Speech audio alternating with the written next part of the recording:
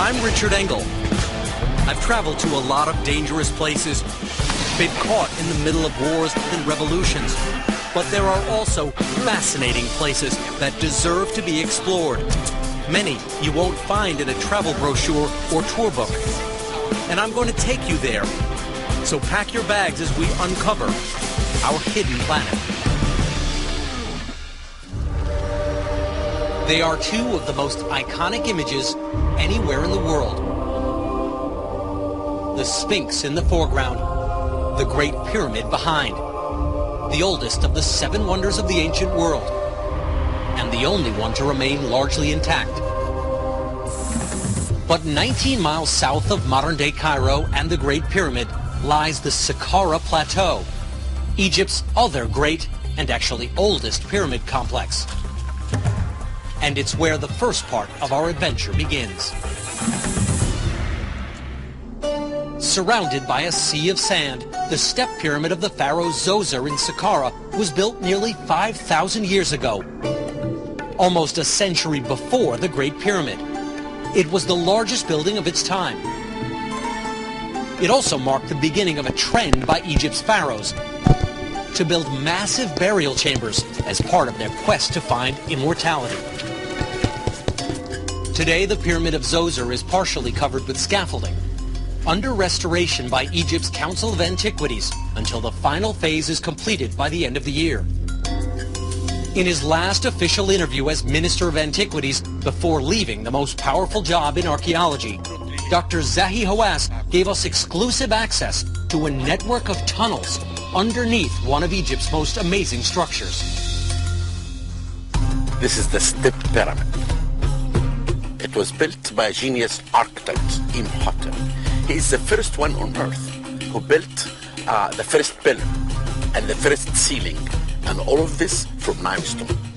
Before Zoser's step pyramid, most Egyptian pharaohs and nobles were buried underground or in low, flat structures called mastabas.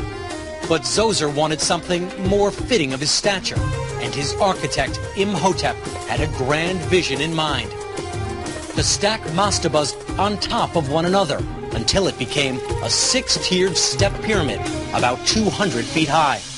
It was thought in the mind of the ancient Egyptian that the king will use these stairs to go to heaven, to meet the sun god. So it would be like a stairs. He would climb up into heaven. But the most amazing thing about this pyramid, that inside it has 5 levels, consist of tunnels and maze corridors. If you put them in the computer, they're like 5 miles long. 5 miles of tunnels beneath the pyramid. Yes. Let's go. Let's go. Dr. Hawass takes me down a staircase that leads to a site I never knew existed. Are we beneath the pyramid? We in the solid rock of the base of the pyramid. Of the pyramid. This is the upper part of the burial chamber? The upper part of the burial chamber that's going down more than 120 feet. And now we're going to, what, the very top of the burial chamber? Yes. The Pyramid of Zoser is made of 6 tiers. The first level is the solid base with a tunnel chiseled through it. That's the entrance. Then, going down further, is a massive open space. This room is the burial chamber where the pharaoh's sarcophagus was placed. But there's even more. Radiating around the burial chamber is the mysterious network of tunnels. We'll see them soon. But first we explore the giant burial chamber, now supported by scaffolding. That is the top of the burial chamber. This rough You can see here. The stones are falling apart. Where are we in the height of the pyramid now? We're now below ground? We are below ground, but because look, it's solid rock. Then they cut the burial chamber in the solid rock. And this is solid limestone? Yeah, limestone. So this was excavated like a mine shaft? Yeah, we are going down now over 120 feet down in the bottom of the pyramid. At the bottom of the burial chamber, we come to the pharaoh's final resting place.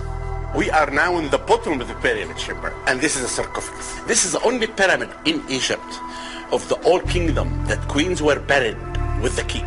Queens were buried inside the same sarcophagus? No, in the same- another burial chamber, 11 of his daughters were buried with him within the pyramid. Within this pyramid itself. This pyramid is a symbolic palace.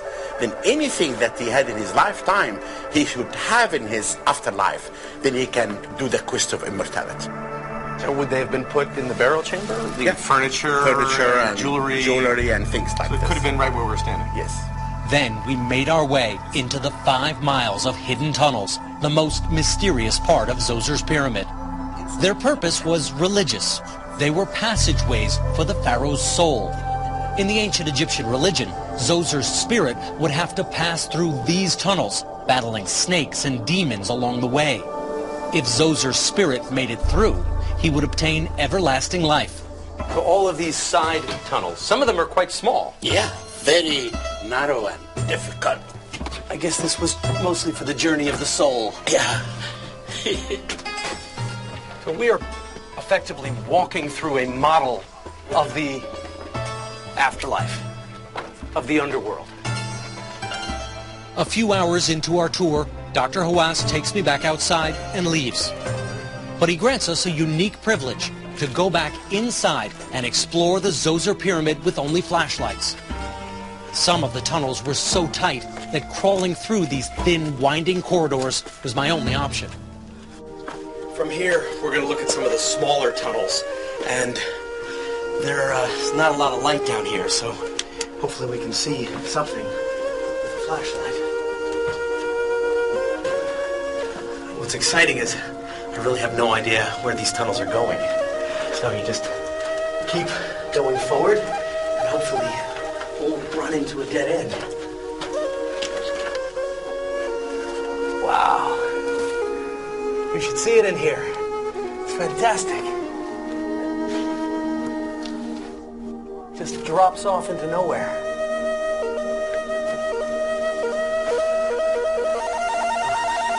You can see some of the original blue and turquoise colored tiles. Originally, all of these panels would have been filled with these very bright, beautiful tiles. And the details. There's a relief of the pharaoh. It's been covered for restoration. And here you can see what a whole row of the tiles would look like. These tunnels were never meant to be explored, at least not by humans. The ancient Egyptians believed the pharaoh was a god, but that wasn't enough to reach the afterlife, not even for him. First, his soul had to navigate through these passageways with tests along the way. Other gods would stop the pharaoh to ask him questions to see if his soul was worthy of immortality. If the pharaoh answered the questions correctly, his soul could escape the tunnels, and everlasting life was his. I think I recognize this. Yes. We didn't make a wrong turn, and we're back at the main burial chamber. So if you follow the tunnels correctly, ultimately they all lead back to the pharaoh's sarcophagus. And evidently, it worked, because the architect, Imhotep, was so revered by Egyptians, he himself became a god. Once my tour of the Zoser Step Pyramid was over, I thought no visit to the ancient pyramids would be complete without unlocking some of the mysteries behind the greatest construction of all time.